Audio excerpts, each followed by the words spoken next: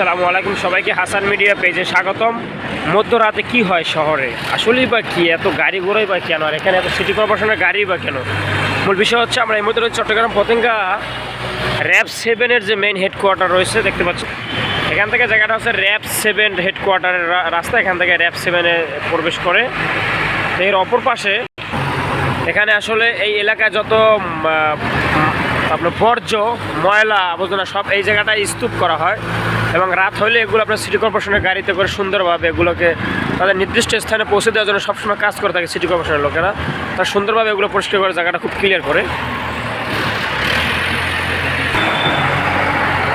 ঠিক যেমনটা দেখতে পাচ্ছেন এখানে তারা অনেক কাজ করতেছে। আশেপাশে গাড়ি কয়েকটা লোড হয়েছে, গাড়িটা চলে যাবে। এখানে একটা গাড়ি আছে, গাড়িটা আসলে চলে যাবে কিছুক্ষণের মধ্যেই।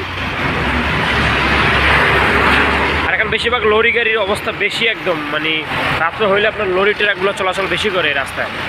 কারণ লরি গাড়ির চলাচলটা বেশি হওয়ার কারণে আশেপাশে কয়েকটা ইনফুড আউটফুডে যে আপনার বিভিন্ন ধরনের গার্মেন্টসের সামগ্রী মালামাল আনা নেওয়া করে, সেক্ষেত্রে আসলে লরি গাড়িগুলো প্রয়োজন বেশি হয়। আর এখানে কয়েকটা ওসিএল রয়েছে, কাঠগড় ওসিএল রয়েছে। ওসিএলের এখানে বিশেষ করে আপনার কাঠগড় ওসিএলের ওখানে বিভিন্ন ধরনের গার্মেন্টসের যেসব পণ্য আনা নেওয়া করে বিদেশে, সেই যে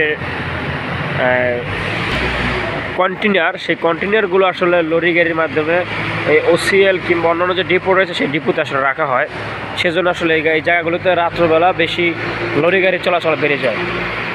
এই ছিল এখানকার সর্বশেষ খবর। আর আপডেট ভিডিও পেতে আমাদের সাথে থাকুন। আর কোনো তথ্যগত ভুল পেয়ে থাকলে অবশ্যই আমাদেরকে কমেন্ট করে জানাতে পারেন। আমরা আমাদের মতন আমরা শুধরে নেওয়ার চেষ্টা করবো। সবাইকে অসংখ্য ধন্যবাদ।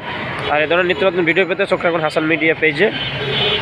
এবং আপনি আমাদের চ্যানেল নতুন হয়ে থাকলে চ্যানেলটি সাবস্ক্রাইব অথবা ফলো করার পাশে থাকতে পারেন।